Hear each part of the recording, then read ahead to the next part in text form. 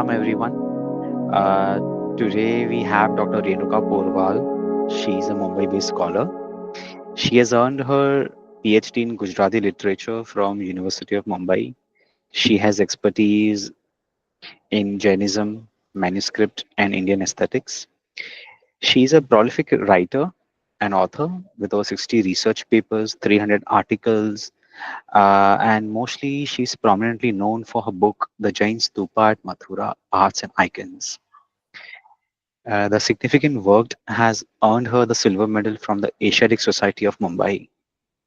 She's currently carrying out a deep research of Mathura inscriptions with Sathe College, along with scholars like Dr. Jamkhedkar sir, and it is supported by the whole initiative supported by our trust, Labdhi Vikram Jan Seva.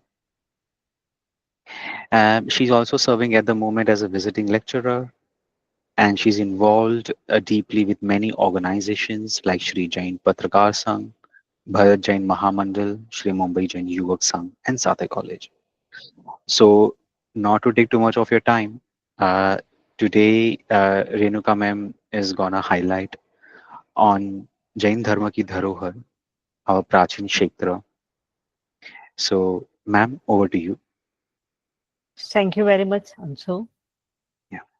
तो आज का हमारा विषय है जैन धर्म की धरोहर। क्या है जैन धर्म की धरोहर? प्राचीन तीर्थ क्षेत्र। जय जैनेन्द्र टू एवरीवन। सबसे पहले मैं आप सबको इस कोर्स में जुड़ने के लिए बधाई देती हूँ। यहाँ जो फर्स्ट स्लाइड में आपको दिख रहा है वो शत्रुंजय तीर्थ का आदिश्वर का मुख्य मंदिर है। तो आज के इस लेक्चर में हम जैन धर्म परिचय देखेंगे, फिर जैन धर्म की धरोहर, तीर्थ की व्याख्या, प्राचीन तीर्थों की जानकारी, तीर्थों की भव्यता और दर्शन, फिर तीर्थ दर्शन से महसूस होती दिव्यता की अनुभूति करेंगे और तीर्थ यात्रा कैसे करनी चाहिए उस पर विचार विमर्श करेंगे। तो चलते हैं आगे। तो हमारा धरोहर किसे कहते हैं? धरोहर अर्थात विरासत, पीढ़ी दर पीढ़ी हमारे पुरखों की जागीर जो हमें प्राप्त होती है उसे धरोहर कहते हैं। जैन धर्म की धरोहर है उसका समृद्ध साहित्य, पांडुलिपियां, चैत्य, स्तूप, मंदिर, उपाश्रय वगैरह। थोड़ा विस्तार से इन धरोहर पर नजर डालें तो हमारा समृद्ध साहित्य क्या है? जैन आचार्यों ने प्रथम मौखिक कंठस्थ परंपरा से और बाद में उसे ताम्रपत्र, ताड़पत्र और हस्तप्रतों के रूप में श्रावकों से तैयार करवाया, लिखवाया। इसलिए लिखा हुआ विपुल साहित्य आज भी जैनों के पास में उपलब्ध है। हस्तप्रत शब्द गुजराती में है, पांडुलिपि हिंदी में और मैनुस्क्रिप्ट इंग्लिश में। एक ही शब्द के अलग अलग नाम है।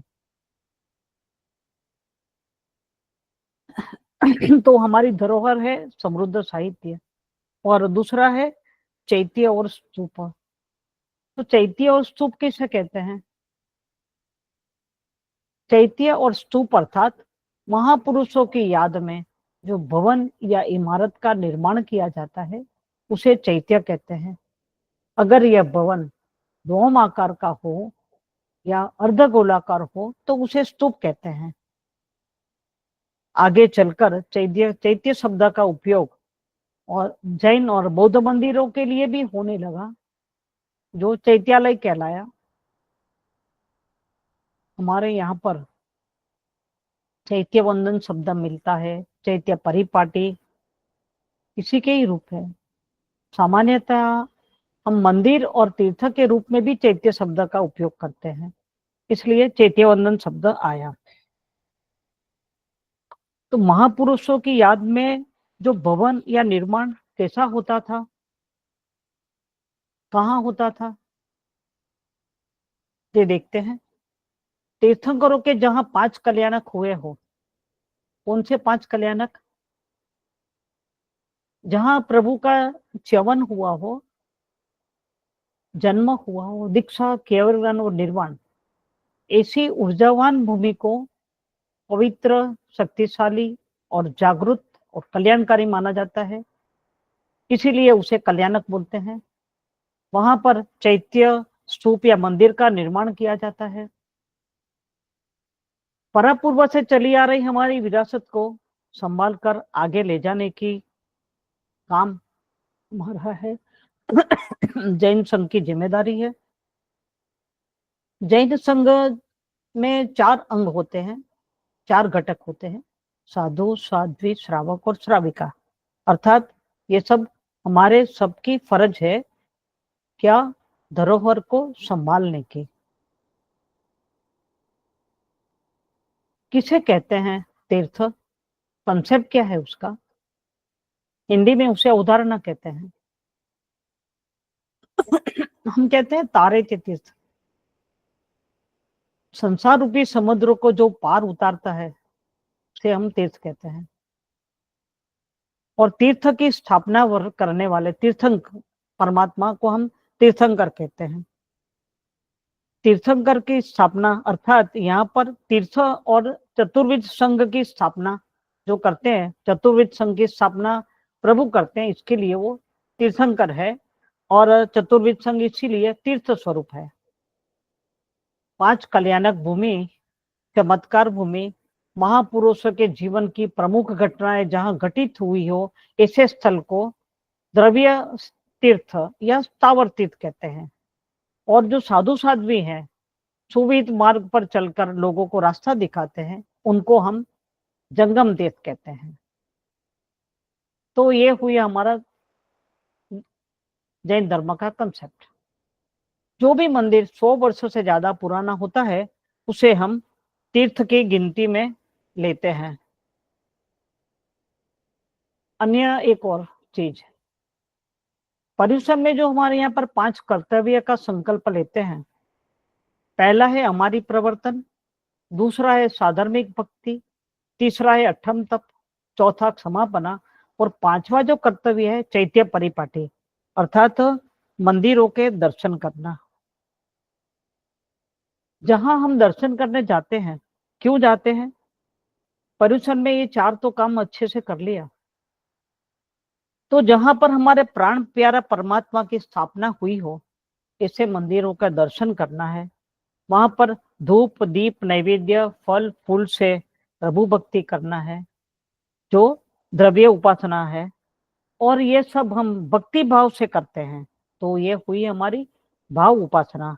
तो पर्युषण में हम भाव से 5वां कर्तव्य चैत्य परिपाटी का निभाते हैं। उसका आशय क्या है? उसका आशय यह है कि हमारा जो आत्मा है वो हर समय प्रभाव में रहता है। आत्मा का जो मूल स्वभाव है उसमें आता नहीं है।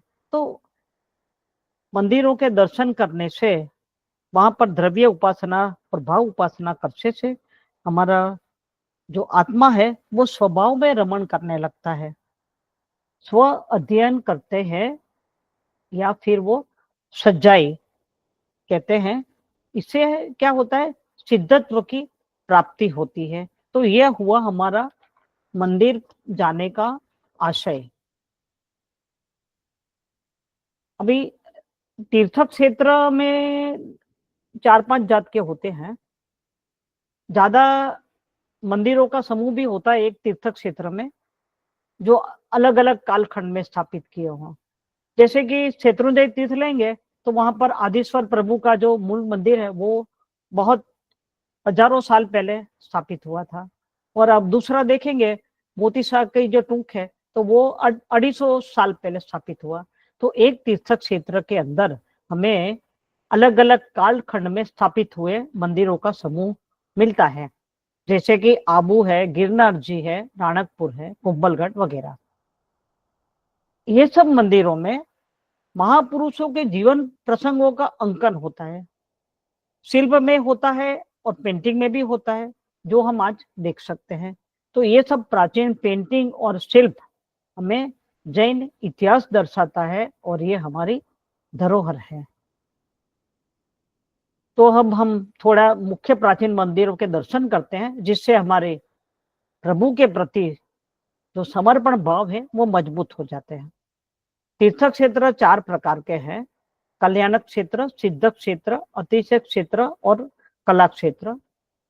जहां पर प्रभु की कल्याणक भूमि हो, वहां पर जो भी तीर्थ बनाया जाता है उसे कल्याणक क्षेत्र कहेंगे। क्षत्रिय कुंड है, वैशाली है, अयोध्या है, शिखर जी है। और जहां कई महान आत्माएं सिद्ध हुई हो, बनारस, शत्रुंजय, गिरनार, शिखर जी, ये सब सिद्ध क्षेत्र है।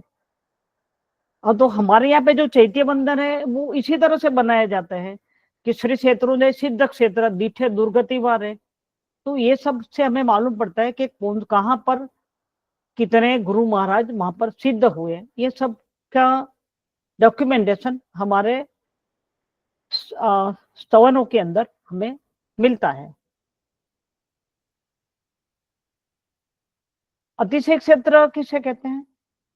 ऐसी भूमि और मंदिरों का समावेश उसमें है कि जो चमत्कारिक हो। चमत्कार अर्थात आपका आत्मा थोड़ा सा इतना ये हो जाता है स्वभाव में कि वहां पर फिर अपने आप ही आप जो चाहते हैं वो होने लगता है, जिसे हम चमत्कार कहते हैं। तो वहां अनंत ऊर्जा है। शंखेश्वर के लिए माना जाता है कि कोई आदमी रास्ता भूल जाता है और उसे वहां पे दर्शन करने आता है, तो कोई भी रूप में शंखेश्वर के परमात्मा पार्श्वनाथ प्रभु के सहायक देव, प्रभु खुद नहीं आते पर उनके जो सहाय में, उनकी सेवा में जो देव देवी रहते हैं, वो आकर के आपको रास्ता बता जाते हैं। वैसे ही महुड़ी, नागेश्वर वगैरह में, जिसे हम चमत्कार कहते हैं। तो कला क्षेत्र में ऐसा मंदिरों का समावेश है जो कला के उत्कृष्ट नमूने हैं। इसमें हम इंक्लूड करेंगे आबू, कुंभारिया जी, रानकपुर, तारंगा, केसरिया जी वगैरह।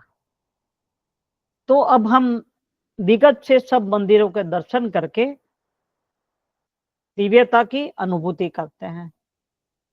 अभी ये मैंने जो लिया है ये देवगढ़ का है। यूपी में देवगढ़ में कई मंदिरों का समूह में है। दिगंबर तीर्थ संप्रदाय का वहां पे ज्यादा है। तो ये शांतिनाथ टेम्पल है, 9वीं सदी का है। यहाँ पर आप फ्री ये मानसम आप देख सकते हैं, नगर स्टाइल का है। यहाँ पर हमारे कई ऋषि मुनियों ने साधना की थी। इसके लिए ये देवगढ़ का मंदिर बहुत ही प्रख्यात है।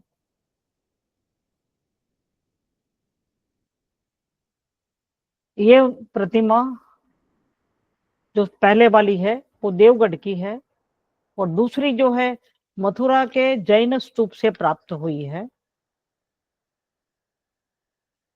हमें इनके चेहरे के भाव पे आप नजर करेंगे तो लगेगा कि वो कितने साधना में लीन प्रतिमा जी बनाई है।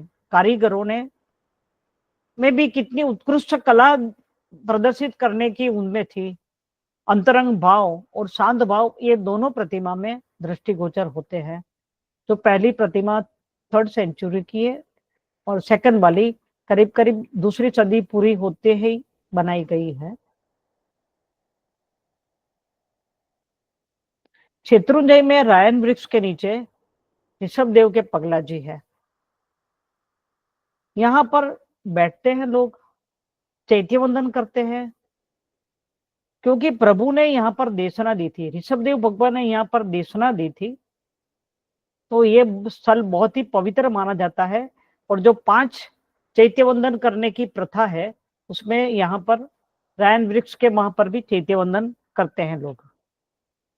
तो जैन धर्म में वृक्ष पूजा सदियों से चली आ रही है, इसका ये उत्कृष्ट उदाहरण है। दूसरा ये प्रभु के पगला जी है। ये भी हमारे यहाँ पर पगला जी का पूजन होता है, ये दिखाते हैं। अब हम सीधे चलते हैं उज्जैन की तरफ, जिसका अवंती से का नाम से भी जाना गया है। अगर अवंती का इतिहास देखा जाए तो यहाँ मौर्य सम्राट अशोक का पौत्र संप्रति का राज्य था। खारा कुआ में प्राचीन देरासर है। यहाँ की ऋषभ देव की मूल प्रतिमा जी अभी तो केसरिया जी में है। यहाँ पे ऋषभ देव की प्रतिमा जी थी, वो अभी केसरिया जी तीर्थ में अवशिष्ट है। यहाँ नीचे ये मैंने बताया है नवपद सिद्ध चक्र जी मंदिर लिखा है, तो यहाँ पर सिद्ध चक्र पट है। ये जो सिद्ध चक्र का पट है, इसकी आराधना श्रीपाल राजा और मैना सुंदरी करते थे। यहाँ पर उन्होंने आंबेल की जो ओली करी थी, तो उसकी याद में आज भी कई भक्त यहाँ पर आंबेल की ओली जी करते हैं। अवंती का, उज्जैन का नाम हमारे यहाँ भारत में बहुत ही बड़ा है।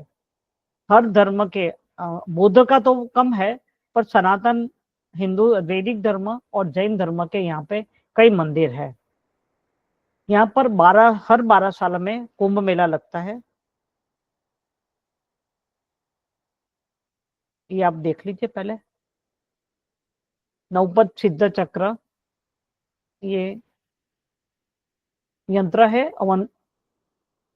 खारा कुआ में, उज्जैन में। और दूसरी जो प्रतिमा है अवंती पार्श्वनाथ की है, ये भी उज्जैन में। उज्जैन में कई सारे मंदिर है, इसमें से मैंने 2 मंदिर का बताया। अब यहाँ पे अब चलते हैं। तो यहाँ पर कुंभ मेला लगता है अवंती में। यहाँ का जो शिव मंदिर है उसका नाम है महाकाल। महाकाल या अर्थात मुख्य समय, काल अर्थात समय, और महा मतलब मुख्य, मेन। तो इस तरह से यहाँ पर जो मुख्य समय ऐसा है कि बहुत ही पवित्र और जागरूक भूमि माना जाता है। 4वीं सदी की एक पुस्तक है सूर्य सिद्धांत। तो इस सूर्य सिद्धांत के अनुसार उज्जैन, या उसका प्राचीन नाम अवंती है, वो 0 डिग्री अक्षांश पर, लेटीट्यूड जो है 0 डिग्री पर, और ये ट्रॉपिक ऑफ कैंसर यहाँ पे जाता है, कर्क रेखा बोलते हैं, कर्कवृत्त, वो यहाँ से जाती है। तो ये जो अवंती है ये पूरा पृथ्वी का केंद्र बिंदु है, इसलिए यहाँ पर पॉजिटिव ऊर्जा भरपूर है। आज भी ज्योतिष शास्त्र में काल गणना उज्जैन के हिसाब से होती है। तो यहाँ पर सिद्धसेन दिवाकर, विक्रम राजा, भर्तृहरि इत्यादि महात्माओं की ये पुण्य भूमि है। इसको हम सेंटर प्लेस में ले तो इसके 100 किलोमीटर के आसपास अनगिनत जैन और शैव मंदिर है, और छोटी टेकरियों पर कालका माता, चामुंडा माता, हरसिद्धि माता के मंदिर है। तो हम चलते हैं आगे थोड़ा सा। और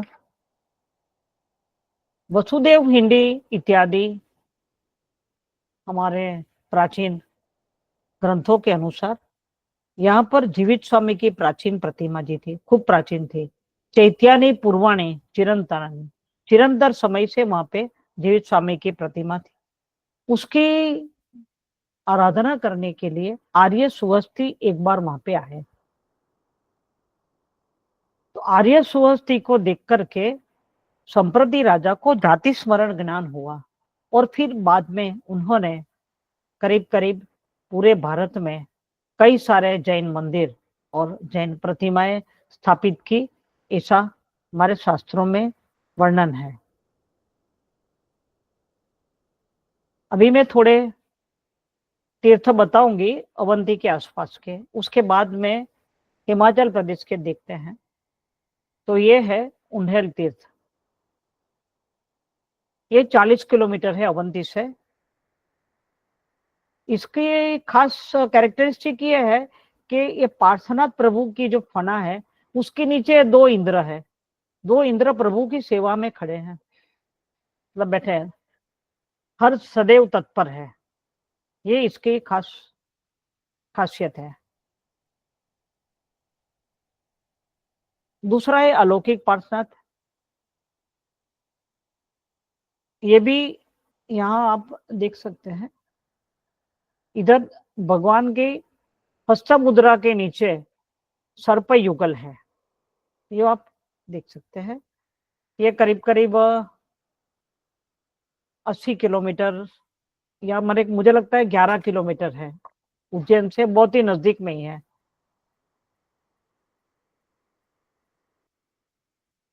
बदनावर करके एक तीर्थ है, वो वर्धमान का अपभ्रंश है।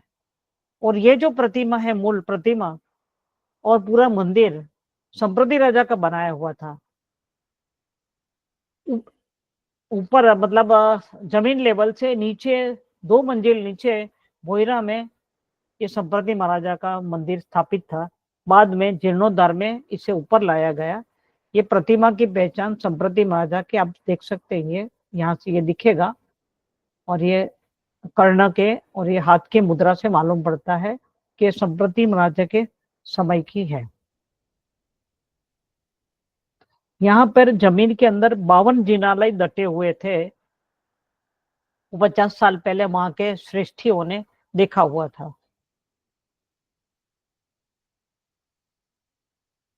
ये भी तीर्थ उज्जैन के आसपास में ही है, अमीजरा पार्श्वनाथ।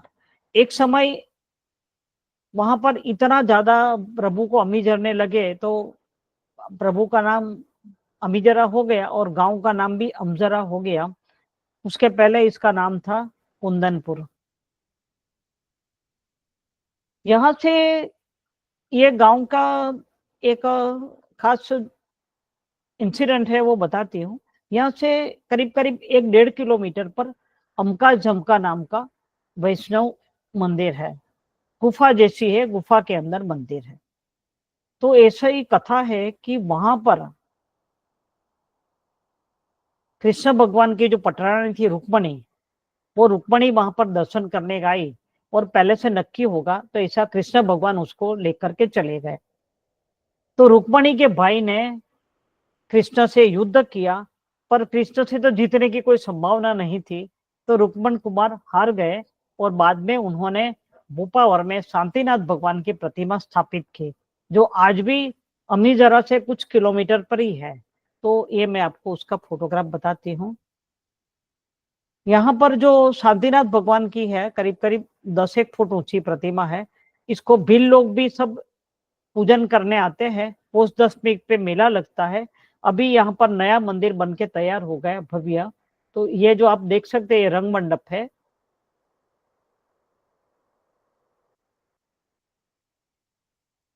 अभी एक और तीर्थ देखते हैं, उज्जैन के पास का तालनपुर नाम है, पर पुराना नाम इसका तुंग्यापट्टन है। हमारे यहाँ से जो रूट जाते थे ना, यात्रियों के रोड जो पुराने समय के जो थे, तो वहां पर ये करीब वहीं से पड़ता था। तो बहुत बार लूटा, आक्रमणकारों के शिकार हो गए। तो यहाँ से बहुत सारी प्रतिमाएं निकलती हैं। एक है तो मांडवगढ़ में स्थापित करी हुई है। इसके पास का गांव का नाम है कुक्सी। तो यहाँ पर बहुत सारे हमारे गुरु महाराज आए। तो गांव का नाम है कि तुंग्यापत्तन।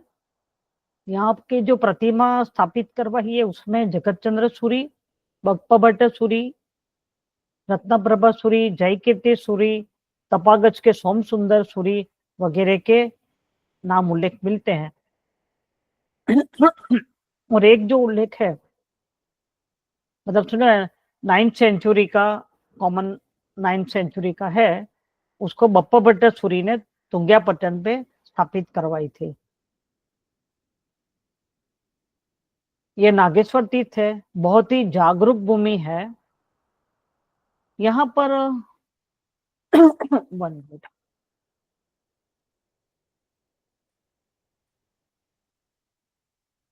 पहले ये तीर्थ दूसरों के हाथ में था। वहां पर जो पुजारी है उसने प्रभु की जो ये हरे रंग की प्रतिमा है, पन्ना की प्रतिमा है, उस पर सिंदूर लगा करके वो उसकी पूजन करता था। तो हमको करीब करीब 60-70 साल पहले इसका कब्जा मिला और उसके बाद में नागेश्वर तीर्थ की बहुत जोरदार प्रगति हुई है और ये एकदम जागरूक तीर्थ है। मध्य प्रदेश और राजस्थान की सीमा से बिल्कुल लगा हुआ तीर्थ है। बीच में एक नदी है नदी की इस तरफ मध्य प्रदेश है और दूसरी तरफ राजस्थान शुरू होता है, वहां पर यह है।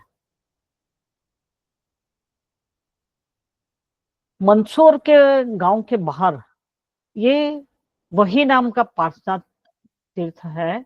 वही वही गांव का नाम है। वही मतलब बसदी, यहाँ जैन लोगों की बसदी बहुत होगी। मंदसौर गांव के बाहर ही है। पार्श्वनाथ भगवान की प्रतिमा खूब ही प्राचीन है और यहाँ पर उनकी अधिष्ठायिका देवी अंबिका माता है। हाथ में आम के लूम है, आम्र की लूम भी है और ये जो है वो पार्श्व यक्ष है। तो ये एकदम ही प्राचीन मंदिर है।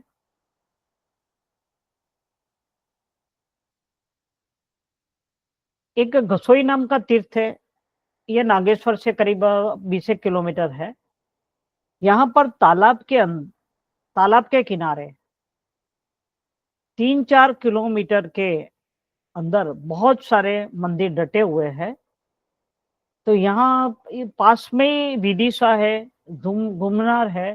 तो ये जो प्रतिमाएं वहां से मिली थी, अभी नए मंदिर में स्थापित की हुई है। ये मुल्ला एक है, ये पास में चौबीसी है और ये भी तीर्थ, ये भी वहीं पे है। ये स्वलिंगी प्रतिमा जी का पूजन श्वेतांबर में भी होता था, ये हमें इससे मालूम पड़ता है। अब हम मध्य प्रदेश से आगे जा करके हिमाचल प्रदेश की ओर जाते हैं। कांगड़ा में, हिमाचल प्रदेश का है, कांगड़ा पूरा जिला है।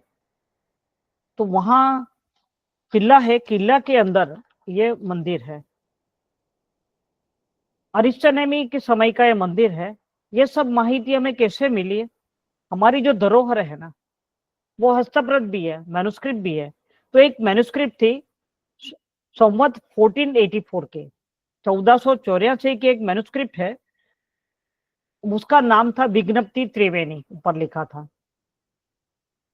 उसके अंदर गुरु महाराज कब कांगड़ा तीर्थ में गए थे, कैसे क्या वहां के लोग है वगैरह देखा, और कब गए थे, कैसे गए थे, पूरा उसमें डिस्क्रिप्शन मिलता है। फिर वो जीन विजय जी महाराज साहब ने उसको पुनर्लेखन किया और फिर वल्लभ विजय जी गुरु महाराज ने पूरा खुद वहां पे इतना विहार करके कांगड़ा गए श्रावकों के साथ में, ये तीर्थ पूरा ढूंढ निकाला। ये तीर्थ किले के ऊपर है, तो किले के नीचे नया तीर्थ बनाया और वहां पर धर्मशाला में सब सगवड़ है। और ये वहां से करीब करीब 2-3 किलोमीटर ऊपर चढ़ाई है, पर बहुत ही सुंदर और भव्य मंदिर है, वो आप देख सकते हैं। और इसके ये जो है हस्तिनापुर का है, दिगंबर मंदिर का है। बहुत ही सुंदर ऋषभ देव भगवान की प्रतिमा है। कांगड़ा जाने के लिए आप रास्ता देख सकते हैं, ये वहां से आते हैं और अभी और ऊपर है, करीब 2-3 किलोमीटर की चढ़ाई है, पर ट्रोली वगैरह मिलती है। और ये फोर्ट का दरवाजा है।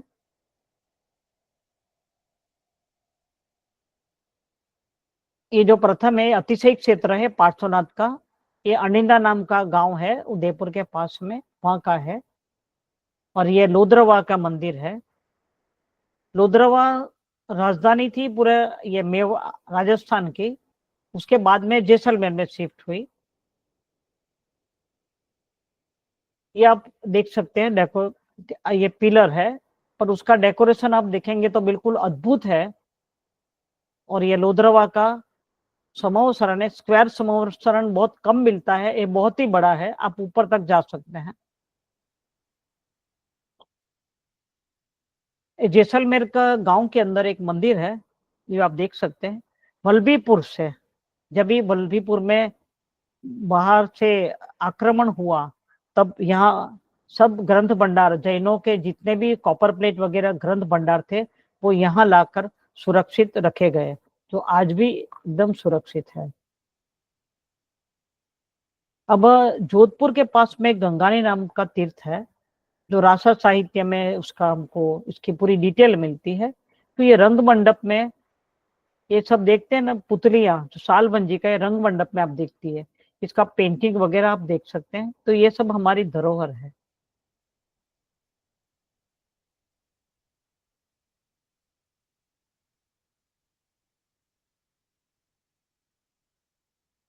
मंदिर में हम जाते हैं तो कुछ मंगल सूचक जो चीज होती है ना वो बताते हैं। अष्टमंगल, तो ये अष्टमंगल की पाटली है, ये मार्बल में सिरोई की है और ये नीचे वुडन के अंदर है। वो जैन मंदिर में रहती है। इसे ये क्या बोलते हैं, जैसे हम बेस्ट ऑफ लक बोलते हैं ना, शुभ चिन्ह है।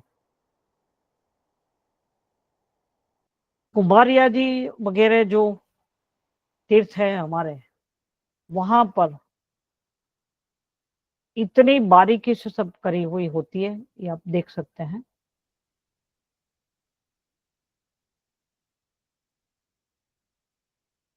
एक जो कथा जो हम शास्त्रों में पढ़ते हैं, पर कभी जब ये शास्त्र लिखे नहीं गए थे या कभी कुछ तकलीफ हो जाए तो हमारे आचार्यों ने क्या किया, हमारी परंपरा, हमारे जो भी इंसिडेंट्स है, कथाएं, शिल्प में बता के रख दी। आप यहाँ से देखेंगे ये शिल्प कहाँ का है, स्वावबोधि तीर्थ भरूच मुनीश्वर स्वामी का है। कहाँ पर आया है, ये कुंभारिया जी में है। ये क्या बताता है, ये एक पारधी है, ये बाण से इसको समड़ी को निशाना बनाता है, समड़ी गिर जाती है। ये 3 साधु यहाँ पे जा रहे थे, उसको नौकार मंत्र सुनाते हैं। अब देखिए ये नौकार मंत्र सुना रहे हैं, तीनों तीन इसे झुक करके नौकार मंत्र सुना रहा है। ये बाद में राजकुमारी हुई श्रीलंका की सुदर्शना, उसको वहां पर एक कोई यात्रिक आया, उसने उसको छींक आई तो वो नमो नमो हरिहंतनम बोला, तो ये सबड़ी को याद आया। वो सुदर्शना नाम की राजकुमारी थी। वो यहाँ पर आप देखो, ये शीप में बैठ करके वो भरूच आती है। भरूच का माल ये अस्पाव बोधि तीर्थ है। तो यहाँ फिर बाद में जीर्णोद्धार करके ये समड़ी विहार बना। और ये पूरा भरूच की पूरी स्टोरी यहाँ पर बताई गई है। तो ये कथा हमारे यहाँ शिल्पों में लिखी गई है। तारंगा का ये जो मेरू प्रसाद नगर स्टाइल का मंदिर है, इस पर भी अटैक तो हुआ था। आप अंदर की तरफ के जाएंगे तो स्तंभ में देख सकते हैं अंदर, बहुत ही भव्य मंदिर है। यहाँ पे थोड़ी सी ऊपर की हिल के ऊपर दिगंबरों का भी तीर्थ है। वहां पर करीब 1500 साल पुराना शिलालेख भी आप देख सकते हैं। बौद्धों का भी तारा देवी का मंदिर है, वो दूसरी हिल पे है। उसी का तारंगा की कला आप देख सकते हैं यहाँ पर। और ये केसरा जी का आर्किटेक्चर मैंने बताया। ये जो ऊपर के जो फ्लोर है ना, उसको वलनक बोलते हैं। तो ये 2 माल का वलनक है, तो केसरा जी तीर्थ है। देलवाड़ा में ये बाहर का रंग मंडप कैसा है आप देख सकते हैं, कितना वाइड है। और ये पुतली जो स्तंभ के नीचे है वो बताई गई है।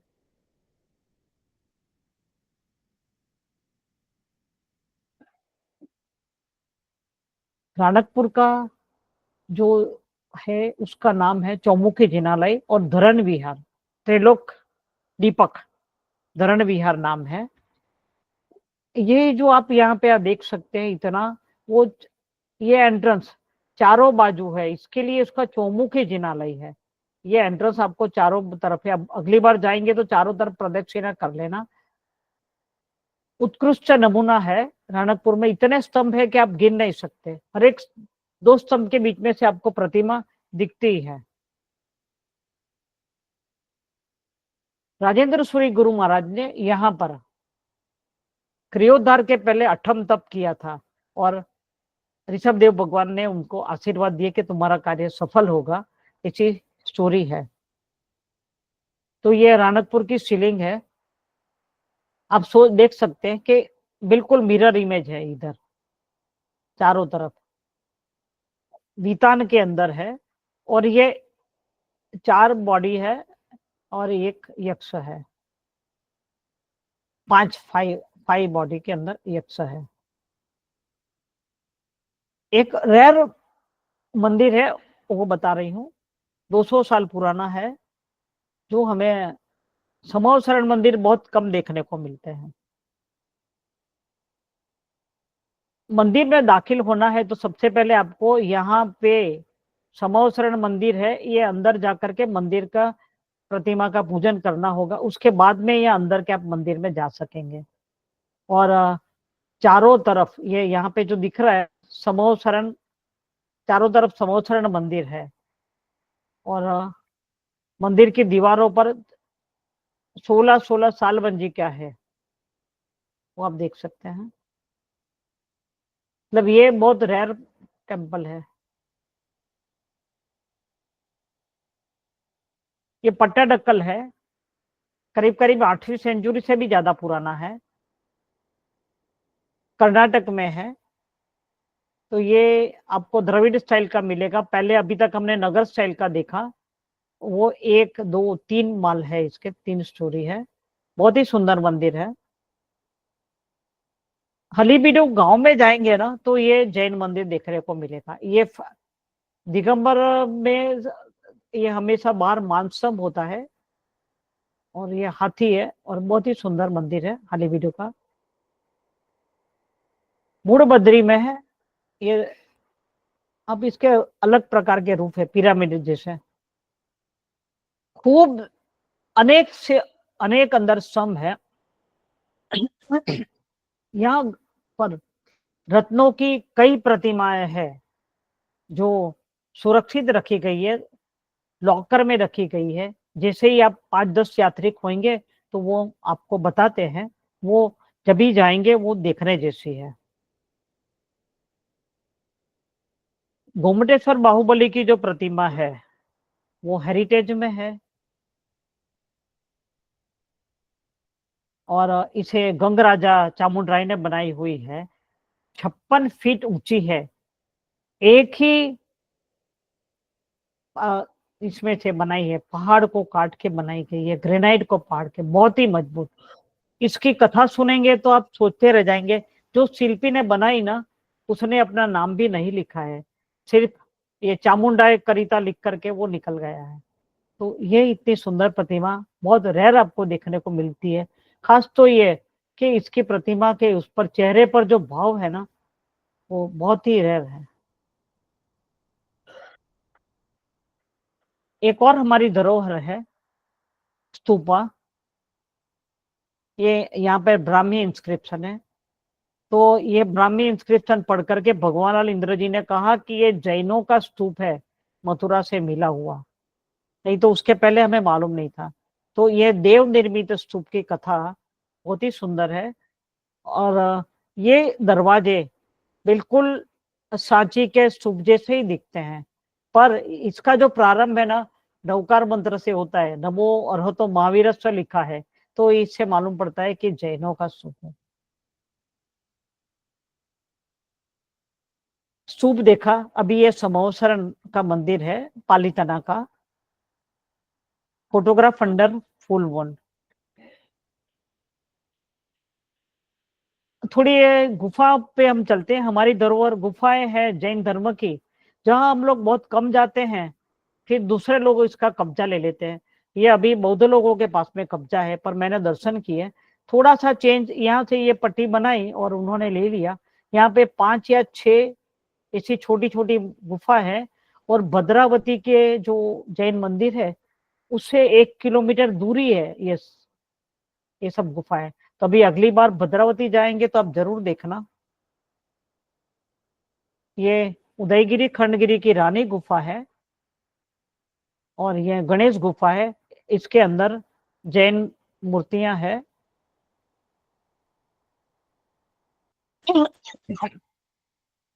ये उदयगिरी खंडगिरी रानी गुफा। एलोरा की इंद्र सभा है।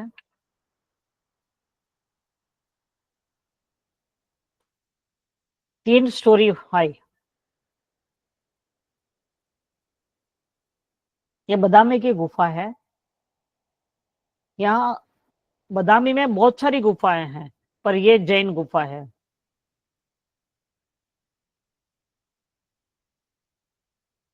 कर्नाटक में अहिहोले मतलब अरिहंत के नाम से गुफा है, आर्यपुर नाम से। तो ये अंदर बहुत सारी छत है मंदिर में, गुफा अंदर गुफा है, ये गुफा का प्रवेश द्वार है। तो ये वहां की छत है। आप देख सकते हैं धर्मेंद्र के ये कितना बड़ा ये बनाया हुआ है। अब हमारी दूसरी धरोहर मैन्युस्क्रिप्ट्स। तो ये लघु संग्रहणी 14वीं सदी का, आप इसका कलर देखिए, आज भी बिल्कुल ऐसा ही है। या अभी थोड़े दिन पहले ही मैंने चित्र लिया है। और ये कल्पसूत्र है, सोनेरी इंक से लिखा हुआ है। कालकाचार्य की कथा, ये भी 14वीं सदी का ये पेंटिंग है। ये पूरी कथा इसमें बताई गई है। ये इसके ये कालक आचार्य है, ये राजा को कह रहा है कि तुम साध्वी को छोड़ दे। सिंहासन बताने के लिए सिंह बताए हैं, ये किला बताया। ये जैन साध्वी का पेंटिंग यूरोपियन आर्टिस्ट ने किया है 1855 में। और ये जो है कपड़वंश के अंदर, मंदिर के अंदर खूब सारे पेंटिंग है, जिसमें मतलब ये बताया कि ये 9 औरतें हैं, 9 वुमन, वो हाथी बना रही है। हाथी उनकी, ये हाथी किया हुआ है। मतलब ये कला कारीगरी, जैन लोगों ने कला को अच्छे से संवर के रखा है। ये यूरोपियन लोगों का बनाया हुआ पेंटिंग है, करीब 200 साल पुराना, जब वहां पे जीर्णोद्धार हो रहा था तब का पेंटिंग है। दीक्षा कल्याणक है मिनिएचर पेंटिंग में। और ये है ना बहुत बड़ा स्क्रॉल है करंजा नाम के मंदिर में। तो उसके अंदर ये ऋषभ देव का दीक्षा कल्याणक बताया। ये सपना होगा। कल्पसूत्र के मिनिएचर पेंटिंग है। ये सब हमारी धरोहर बता रहे हैं। ये वॉल पेंटिंग है तिरुमलाई हिल के ऊपर के, और गिरी के पेंटिंग है, ये वॉल के ऊपर है। ये रागमाला पेंटिंग मैंने बताया। रागमाला पेंटिंग अर्थात जो राग हो उसके अनुसार जब पेंट किया जाता है तो उसे रागमाला पेंटिंग कहते हैं।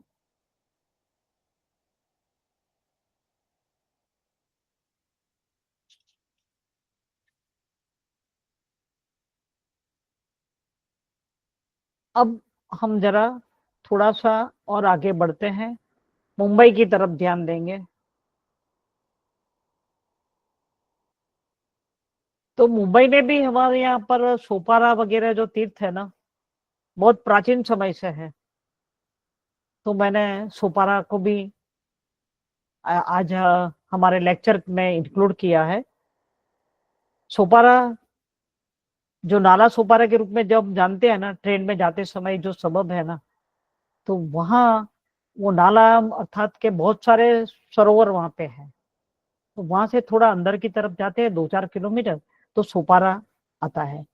तो एक समय भारत का बहुत बड़ा अंतरराष्ट्रीय केंद्र था, व्यापार का केंद्र बहुत बड़ा था। पुराणों के अनुसार सोपारा को परशुराम ने बसाया था। बौद्ध धर्म में इस नगर के कई उल्लेख हैं।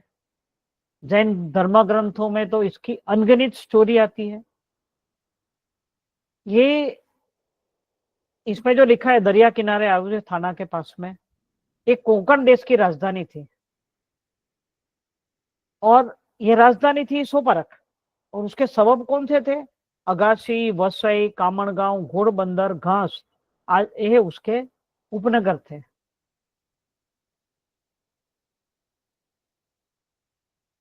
यहाँ की ऊर्जावान भूमि के बारे में, यहाँ की जो भूमि है बहुत ही ऊर्जा वाली।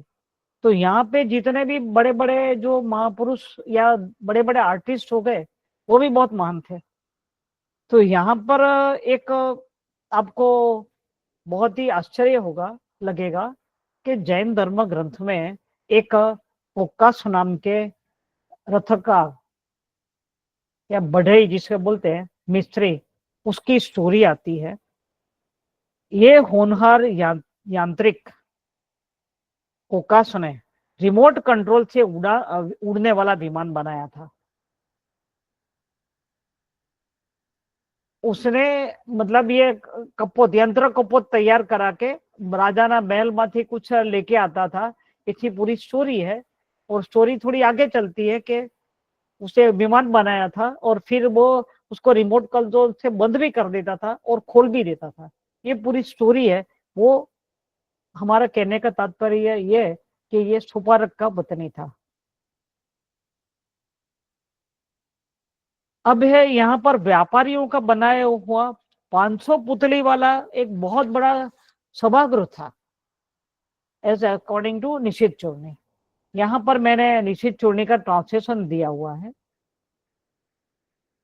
दूसरा ये एक और है आश्चर्यकारक घटना, और ये सुपारनगर की हमें आश्चर्यकारक घटना कहाँ से मिलती है? विविध तीर्थकल्प से मिलती है। विविध तीर्थकल्प के अंदर 13 नंबर का है अयोध्या नगरी कल्प। इसके अंदर ये लिखा है, यहाँ पे कथा क्या है कि यहाँ पर का एक अंध शिल्पी को अयोध्या बुला करके उसे 5 प्रतिमाएं महाराज साहब ने बनवाई। वो 5 प्रतिमाएं बाद में अलग अलग स्थल पर भेजी गई। एक आज भी शेरिशा में है।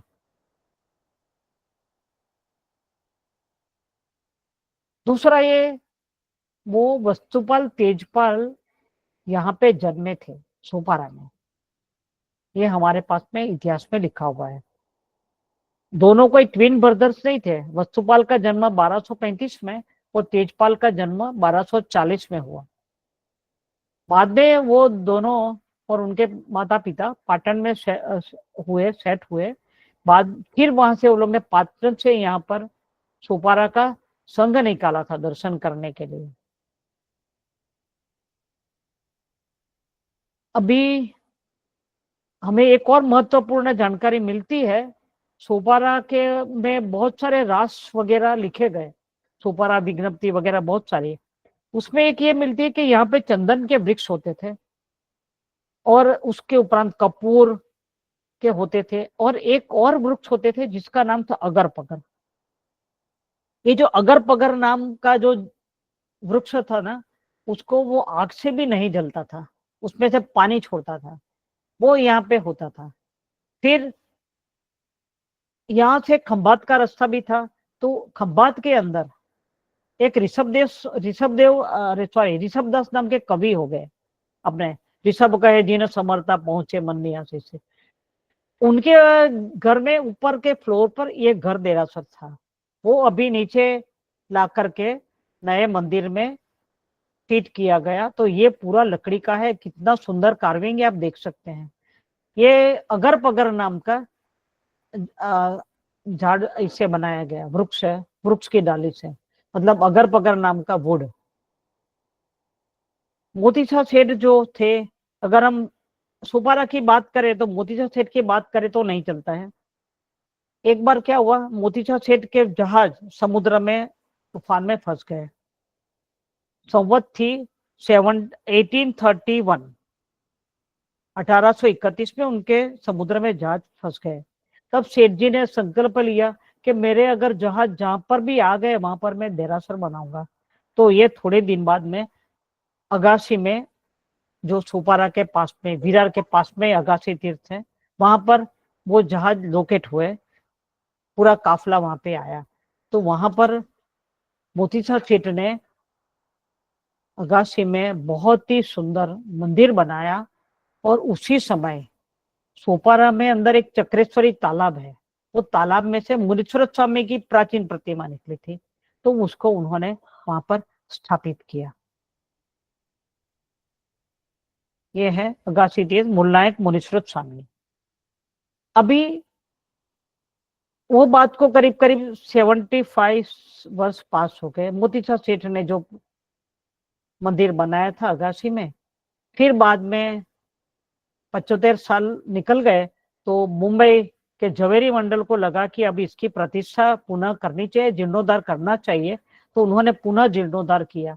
तो सबसे पहला जीर्णोद्धार बुद्धिसागर जी गुरु महाराज ने किया और उसका पूरा रेफरेंस इन्होंने यहाँ पे दिया है। अगासी में जीर्णोद्धार किया। तो ये अवसर पर ये आपको ये समझ में आता है कि ये जो हमारे गुरु महाराज जो डॉक्यूमेंटेशन करते थे वो हमारे लिए तो आज हिस्ट्री बन गई। फिर बाद में और 100 साल निकल गए। आज की तारीख में ईस्वी सन 2019 में अगासी तीर्थ का जीर्णोद्धार किया हमारे गुरु महाराज यशोवर्मा सूरी जी ने, आचार्य यशोवर्मा सूरी जी ने उसका जीर्णोद्धार किया। और यहाँ पर जब भी मैं एक बार गई ना तो ये पूरा बहुत सुंदर रंग मंडप में एक पूजा का आयोजन हुआ था। तो आप देख सकते पूरा 8 दिन का उत्सव था। तो ये उसका है। तो बहुत सुंदर मंदिर बनके तैयार हो गए। ये 14 सपना है। पास में जो घास विलेज है वहां से कुछ साल पहले जैन मूर्तियां मिली थी, उसको हमने मंदिर के अंदर स्थापित किया है। ये फोटो मोनिश साहस ने दी है मेरे को। कंक्लूजन में खास हमें ये करना है कि जो number of artist, architect, temple builders ने उनका फ्री इमेजिन से जो गुफा मंदिर बनाए, उपाश्रय बनाए और बेसिक एलिमेंट्स, प्रभु हमेशा सेंटर में होते थे, केंद्र में प्रभु, और सराउंडिंग विथ माइनर डेटीज, चंवरदारिस वगैरह, ऐसा करके उन्होंने जो अद्भुत काम किया वो आज हम हमारे लिए ये बहुत ही धरोहर है। तो हमें इसको संभाल के रखना चाहिए। एक और बात है, जैन शास्त्रों में श्रीपाल राजा और मैना सुंदरी की कहानी जो हमने देखी वो कहाँ के थे? उस समय में तो ज्यादा शादी भी करते थे ना। तो श्रीपाल राजा ने तिलक सुंदरी नाम की एक और राजकुमारी से शादी करी थी। वो सुपारा की राजकुमारी थी। तो इस तरह जैन शास्त्रों में सुपारा, अगासी और 6th सेंचुरी से लेकर के we are getting up to 21st century.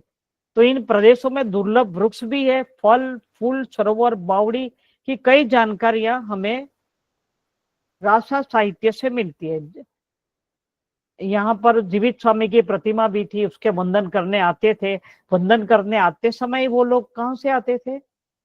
कामन गांव और वहां से उल्लास नदी और उधर से आते थे। तो आज भी हमारे जो ग्रंथों में लिखा है निशित चूर्णी में कि कोकण वासियों तो फल और फूल का प्रचुर मात्रा में उपयोग करते हैं। भोजन में प्रारंभ में चावल और ये चावल की राब लेते हैं। ये सब हमारे यहाँ पर ग्रंथों में लिखा हुआ है। तो ये जो हमने सुपारा देखा तो वैदिक, बौद्ध और धर्म के, जैन धर्म के पूरा अवशेष पूरे सुपारा में फैले हुए हैं। इसकी थोड़ी सी झांकी आपको बताई। धन्यवाद। किसी को कुछ प्रश्न पूछना हो तो पूछ सकते हैं। दूसरा एक खास बात यह है कि जब भी हम तीर्थ यात्रा करने जाएं तो क्रोध, मान, माया, लोभ से दूर रहना है। अशुभ कर्मों का वहां पर उपार्जन नहीं करना है। कि वहां पर हम कर्म छोड़ने के लिए जाते हैं तो वहां पर नए कर्म नहीं बांधना है। Okay, thank you very much.